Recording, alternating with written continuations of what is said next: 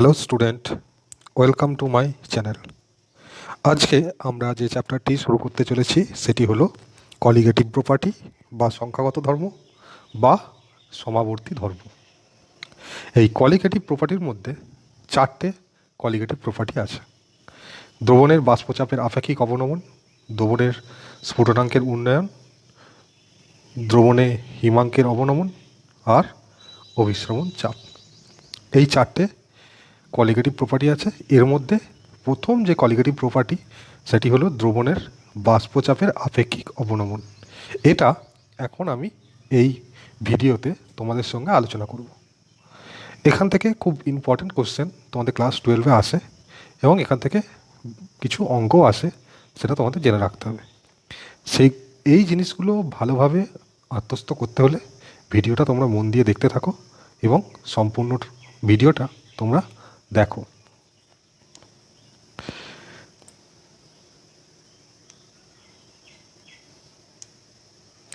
Colligative ধর্ম কাকে বলা হচ্ছে?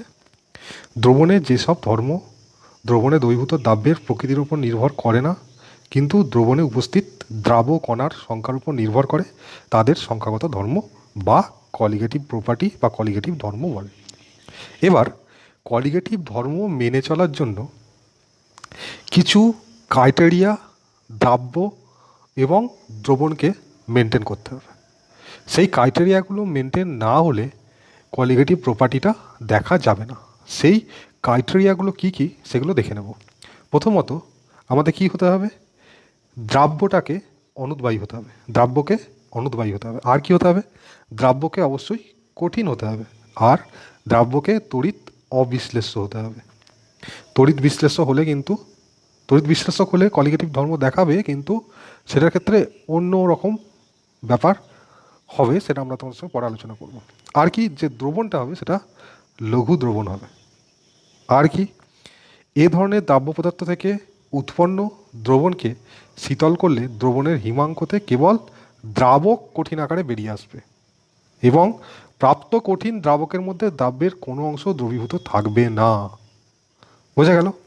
এই হচ্ছে কলিগেটিভ প্রপার্টি মেনটেন হওয়ার মেন রুল। এরপরে চলে আসি দ্রবণের বাষ্পচাপের আপেক্ষিক অবনমন সংক্রান্ত রাউল্টের সূত্র, Raoult's law of relative lowering of vapour pressure. দেখো, রাউল্টের বাষ্পচাপের সূত্র আমরা পড়েছি। যদি তোমরা রাউল্টের বাষ্পচাপ সংক্রান্ত সূত্রটি না পড়ে থাকো, তাহলে ওপরের আই বাটনে ক্লিক করে সেই ভিডিওটি তোমরা দেখতে পারো। এখন আমরা কি পড়ব? দ্রবণের বাষ্পচাপের আপেক্ষিক অবনমন সংক্রান্ত রাউল্টের সূত্র। সেখানে কি বলছে? কোনো অনুদ্বায়ী তড়িৎ অবিশ্লেষ্য কঠিন দ্রাবের লঘু দ্রবণের বাষ্পচাপের আপেক্ষিক অবনমনের মান দ্রবণে উপস্থিত দ্রাবের মোল ভগ্নাংশের সঙ্গে সমান। এখানে কি বলছে দেখো, দ্রাবের মোল ভগ্নাংশের সঙ্গে সমান, ঠিক আছে? আরেকটা কি? বাষ্পচাপের আপেক্ষিক অবনমন। ভালো করে জেনে রাখো। দেখো, এখানে করা যায় কি, P10। আমরা তোমাদের আগেই বলেছি দ্রাবকের ক্ষেত্রে আমরা সবসময় 1 ধরি, আর দ্রাব্যর ক্ষেত্রে 2। এটা তোমাদের আগেই বলেছি, তোমরা এটা জানো। তাহলে এখানে P1 লেখা আছে মানে কি? দ্রাবক। আর 0 মানে কি? বিশুদ্ধ। অর্থাৎ এটা বিশুদ্ধ দ্রাবকের P হচ্ছে প্রেসার। হ্যাঁ, তাহলে এটা P10 মানে বিশুদ্ধ দ্রাবকের বাষ্পচাপ, ঠিক আছে? আর শুধু P মানে এটা হচ্ছে দ্রবণের বাষ্পচাপ। আবার এখানে তলায় P10 মানে বিশুদ্ধ দ্রাবকের বাষ্পচাপ। এগুলো তোমরা আগের স্লাইডেই আমি পড়িয়েছি, আগের ভিডিওতে। এখন তোমরা দেখো, এখানে বাষ্পচাপের আপেক্ষিক অবনমন, ঠিক আছে? এই বাষ্পচাপের অবনমনটা কি? বাষ্পচাপের অবনমনটা হচ্ছে এই P10 মাইনাস P। এটা কি? এটা হচ্ছে বাষ্পচাপের অবনমন। আমরা জানি যে বিশুদ্ধ দ্রাবকের বাষ্পচাপ দ্রবণের বাষ্পচাপের থেকে বেশি হয়, তাই বিশুদ্ধ দ্রাবকের বাষ্পচাপ থেকে দ্রবণের বাষ্পচাপটা আমরা বিয়োগ করছি, ঠিক আছে? তাহলে এদের দুজনের যে বিয়োগফল সেটা কি? বাষ্পচাপের অবনমন। এবং এইটাকে যখন আমি আবার P10 দিয়ে ভাগ করছি, তখন আমি কি পাচ্ছি? বাষ্পচাপের আপেক্ষিক অবনমন। বোঝা গেল?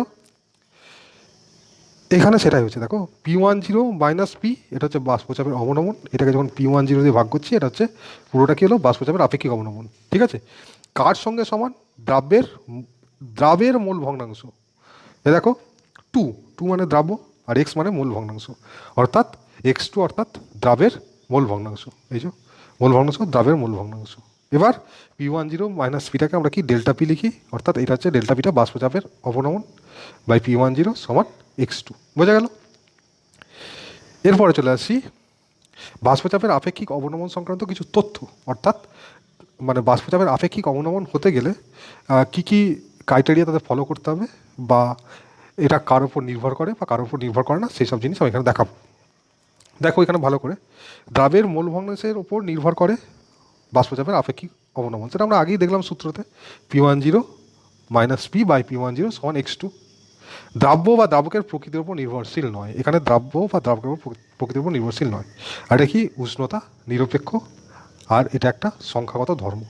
এছাড়াও বাষ্পচাপের আপেক্ষিক অবনমন ঘটতে গেলে আমরা আগের যে ক্রাইটেরিয়াগুলো, অর্থাৎ দ্রাব্যকে অনুদ্বায়ী হতে হবে, দ্রাব্যকে কঠিন হতে হবে, দ্রাব্যকে তড়িৎ বিশ্লেষ্য অবিশ্লেষ্য হতে হবে, লঘু দ্রবণ হতে হবে, এবং এই যে এটা তোমাদের আগেই আমি বলেছি। এরপরে চলে যাই রাউল্টের সূত্র থেকে দ্রাব্যের আণবিক গুরুত্ব কিভাবে নির্ণয় করব। এবার এখানে তোমাদের মনে রাখতে হবে, যখন অঙ্ক যখন দেবে তখন তোমার লঘু দ্রবণের ক্ষেত্রেও দিতে পারে, গাঢ় দ্রবণের ক্ষেত্রেও দিতে পারে।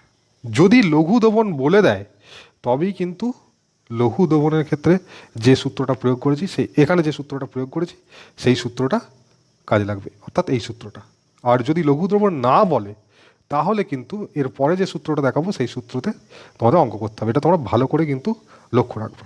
দেখো দ্রাব্যের গাঢ়ত্ব কম হলে, যখন দ্রাব্যের গাঢ়ত্ব কম হবে, আমরা এটা এই সূত্রটা পেয়েছি P10 minus P by P10 সমান X2, এটা রাউল্টের সূত্র থেকে পেয়েছি। আর X2 মানে মোল ভগ্নাংশ, তোমরা ভালো করেই জানো X2 সমান কি, X2 সমান N2 by N1 plus N2, এটা তোমরা ভালো করেই জানো, তাই তো? এখানে ঠিক সেই সূত্রটাই লেখা হয়েছে, দেখো X2 সমান N2 by N1 plus N2, এটা।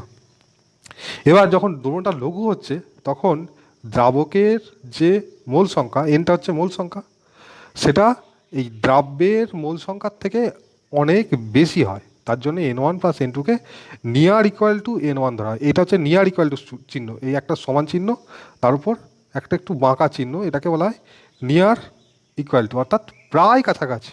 ঠিক আছে, সমান N1 ধরা হচ্ছে। এবার কি, তাহলে N1 প্লাস N2 জায়গায় আমি N1 বসিয়ে দিচ্ছি। এই সূত্রটা দেখো P10 মাইনাস পি, এই যে P10 মাইনাস পি P10, ঠিক আছে, N2 জায়গায় N2 বসিয়েছি, আর N1 প্লাস N2 জায়গায় শুধু N1 বসিয়েছি, হয়েছে। এবার N2, N মানে কি মোল সংখ্যা, মানে W বাই এম, এই যে N সমান W বাই এম, তাই তো? তাহলে N2 সমান কী হবে, W2 বাই M2 হবে, তাই তো? তাহলে এখানে N2 জায়গায় W2 বাই M2 বসিয়েছি, N1 এর জায়গায় W1 বাই M1 বসিয়েছি, হয়েছে। এবার এটাকে আমরা জাস্ট ক্যালকুলেশন করে দিয়েছি, করে W2 into M1 by W1 into M2 পেয়েছি। এবার এখান থেকে যদি আমি M2 ভ্যালুটা বার করি, এই M2 অর্থাৎ এই M2টা যদি বার করি তাহলে কী পাবো, হ্যাঁ এই এটা উল্টে যাবে, P10 by P10 minus P into W2 into M1 by W1। এই সূত্রটা দিয়ে আমি ডাইরেক্ট দ্রাব্যের আণবিক গুরুত্ব নির্ণয় করতে পারি। এরপরে চলে আসি, দ্রাব্যের গাঢ়ত্ব যদি বেশি হয় তখন আমি N1 প্লাস N2 সমান N1 লিখতে পারবো না। তাহলে এই সূত্রটা দেখো, এখানটা তোমাদের আগেই হয়েছে, এইখানটা আগেই করালাম। এরপরে কি, এই জায়গাটাই ভালো করে লক্ষ্য করে দেখো, এটাকে জাস্ট উল্টে নিয়েছি, এই ইকুয়েশনটা উপর ইকুয়েশনটা থেকে উল্টে নিয়েছি। দেখো P10 by P10 minus P, আর এটা উল্টে নিয়েছি N1 plus N2 by N2। তাহলে এটা কি N1 বাই N2 হয়ে গেল, প্লাস N2 বাই N2 সমান প্লাস 1 রয়ে গেল। এবার যে প্লাস 1 রইলো এটাকে এই দিকে নিয়ে চলে এসেছি, বাঁ দিকে। তাহলে বাঁ দিকে আনলে কী হবে, এটা থেকে 1 বিয়োগ হয়েছে, এটা N1 বাই N2 রয়ে গেছে, হয়েছে। 1 বিয়োগ করলে যেটা পাচ্ছি এটা, এরপরে কী হচ্ছে, 1 বিয়োগ করলে এটা বিয়োগ করে যেটা পাচ্ছি সেটা হচ্ছে কি P by P10 by minus P N1 by N2, এটা পেয়ে গেছি। এবার N1 মানে W1 by M1, R N2 মানে W2 বাই M2 দিয়ে এখানে ক্যালকুলেশন করে এটা পেয়েছি। এবং এখান থেকে M2 সমান কী পাচ্ছি, P by P10 minus P into W2 into M1 by W1, এটা পাচ্ছি, হয়েছে। এরপরে দেখো একটা অঙ্ক বলছে 0.1 গ্রাম গ্লুকোজ ও 0.1 গ্রাম ইউরিয়া পৃথকভাবে সমপরিমাণ জলে মিশিয়ে লঘু দ্রবণ প্রস্তুত করলে কোনটির বাষ্পচাপের আপেক্ষিক অবনমন বেশি হবে। দেখো আমরা রাউল্টের সূত্র থেকে এটা জানি, তাই তো? অর্থাৎ আমাদের এক্স টুর ওপর ডিপেন্ড করবে কে বেশি, যার x2 বেশি হবে তার অবনমন বেশি হবে। এবার x2 মানে কি? x2 মানে আমরা জানি কি n2, x2 সমান n2 by n1 plus n2। এবার যখন গ্লুকোজের ক্ষেত্রে 0.1 গ্রাম গ্লুকোজের আণবিক ভর হচ্ছে 180, ঠিক আছে? আর আর কত দিয়েছে? 0.1 গ্রাম, তাহলে 0.1 বাই 180, তাই তো? তাহলে এখানে n2 জায়গাটা বসাবো, তাহলে এখানে কত বসাতে পারি? 1/1800 বসাতে পারি আমি n2 জায়গায়, তাই তো? By n1 plus 1/1800। যাই হোক না কেন, এখানে ক্যালকুলেট করলে আমি দেখতে পাবো কি, এটা একবারে যদি আমরা ক্যালকুলেট করি তাহলে আমি কি পাবো? এটা পেয়ে যাব 1/1800 n1 প্লাস 1, এটা আমি পেয়ে যাব, ঠিক আছে? এবার দেখো এটা আমি পেয়ে গেলাম গ্লুকোজের ক্ষেত্রে। এবার যদি আমি ইউরিয়ার ক্ষেত্রে ব্যবহার করি জিনিসটা, তাহলে কী হবে? এটা আমার কি বেরোবে? x2 মানে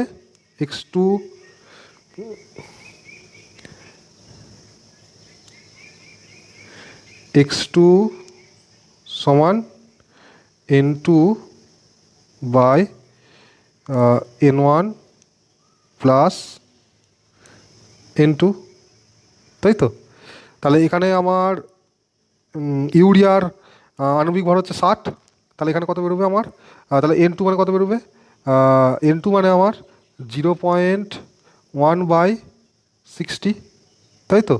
তাহলে অ্যাকচুয়ালি এরা তাহলে 1/600 হয়ে যাচ্ছে n2, তাহলে এটা 1/600 বাই n1 প্লাস 1/600 হলো। এবার এইটাকে যদি ক্যালকুলেট করা হয় তাহলে আমি কত পাবো? এটাকে যদি আমি ক্যালকুলেট করি তাহলে আমি পাবো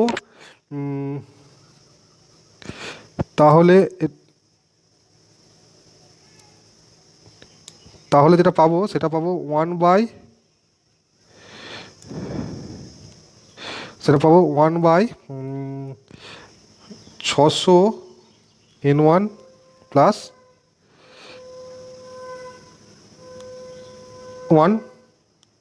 1 পাবো, এটা পাবো। অর্থাৎ আগেটা পেয়েছিলাম 1/1800 n1 প্লাস 1, এটা পাচ্ছি 1/600 n1 প্লাস 1। তাহলে যদি n1টা যেহেতু কনস্ট্যান্ট, n1টা যদি আমি 1 ধরি তাহলে এটার ক্ষেত্রে বেরোচ্ছে 1/601, ওটা 1/1801। যেহেতু 1/601 এই ভ্যালুটার মান বেশি, তাহলে ইউরিয়ার বাষ্পচাপের আপেক্ষিক অবনমনের মান বেশি হবে। বোঝা গেল? এরপরে দেখা যাক একটা কোশ্চেন দিয়েছে, পটাশিয়াম আয়োডাইড KI এর জলীয় দ্রবণে মার্কিউরিক আয়োডাইড বা HgI2 যোগ করলে দ্রবণের বাষ্পচাপ বৃদ্ধি পায়, এর কারণ ব্যাখ্যা করতে বলেছে, ঠিক আছে? এর কারণ কি? KI একটা তীব্র তড়িৎ বিশ্লেষ্য পদার্থ, জলীয় দ্রবণে প্রায় সম্পূর্ণরূপে আয়নিত হয়ে K plus plus I minus দ্রবীভূত করে। আর KI এর জলীয় দ্রবণে অপর একটি দ্রাব্য দ্রবীভূত করলে উৎপন্ন দ্রবণে কণার সংখ্যা বৃদ্ধি পাওয়ার কথা, এবং এর ফলে দ্রবণটির বাষ্পচাপ আরও কমে যাওয়া উচিত, কারণ বাষ্পচাপের আপেক্ষিক অবনমন একটি সংখ্যাগত ধর্ম। কিন্তু পটাশিয়াম আয়োডাইডের জলীয় দ্রবণে মার্কিউরিক আয়োডাইড যোগ করার ফলে দ্রবণে বাষ্পচাপ বৃদ্ধি পায়, কারণ জলীয় দ্রবণে উপস্থিত KI এর সঙ্গে HgI2 এর বিক্রিয়ায় পটাশিয়াম মার্কিউরো আয়োডাইড নামক জটিল লবণ উৎপন্ন হয়, যা আয়নিত অবস্থায় থাকে। এই যে এখানে দেখো KI আর এটা যুক্ত হয়ে পটাশিয়াম মার্কিউরো আয়োডাইড উৎপন্ন করছে, এটা যখন আয়নিত হচ্ছে এইটা তৈরি করছে, ঠিক আছে? এবার তুমি ভালো করে দেখো, এখানে আয়নের সংখ্যা তো 2 + 2 4টে, এখানে আয়নের সংখ্যাটা 2 আর 1 3টে। অর্থাৎ এইখানে আয়নের সংখ্যা বেশি ছিল, এখানে আয়নের সংখ্যা কমে গেল। অর্থাৎ যখন আয়নের সংখ্যা কমে গেল তখন কি হচ্ছে? এর বাষ্পচাপের আপেক্ষিক অবনমন কমে যাচ্ছে, কারণ বাষ্পচাপের আপেক্ষিক অবনমন একটা সংখ্যাগত ধর্ম। অ্যাকচুয়ালি এই যে ধর্মটা ব্যাখ্যা করা হলো সেটা কিন্তু ডেল্টা পি বাই P10 সমান আই ইন্টু x2, এই সূত্র অনুযায়ী ব্যাখ্যা করা হলো। আইটা হচ্ছে ভ্যান অফ আই ফ্যাক্টর, ঠিক আছে। লঘু দ্রবণের ক্ষেত্রে এই I is equal to N, অর্থাৎ যতগুলো আয়ন থাকবে বা যত মোল কোনো দ্রাব্য থাকবে সেটাই আইটা ডিনোট করবে। এই ভ্যান অফ আই ফ্যাক্টর আমি পরের ভিডিওতে তোমাদের কাছে নিয়ে আসবো, এবং তোমরা এই ভিডিওগুলো দেখতে থাকো, তাহলে আস্তে আস্তে এটা বুঝতে পারবে। আজকের ভিডিওটা এই পর্যন্তই। Thank you.